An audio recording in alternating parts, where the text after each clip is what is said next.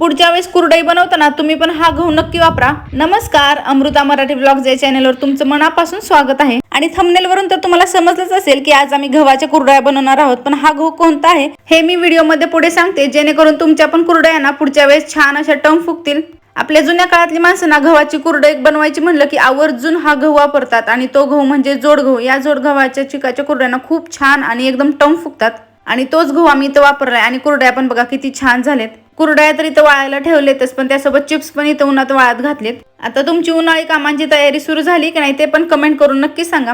आणि दुसऱ्या दिवशी ना आमच्या गल्लीमध्ये हे वानर आलं होतं, आणि याला बघायला पूर्ण गल्ली जमली होती। आणि रामनवमीच्या आसपास ना अशी वानर आमच्याकडे बघायला भेटतात। तुमच्याकडे येतात का ते कमेंट करून नक्की सांगा। हा योगायोग आहे की याच्या मागे काही रिझन आहे ते पण कमेंट करून नक्की सांगा।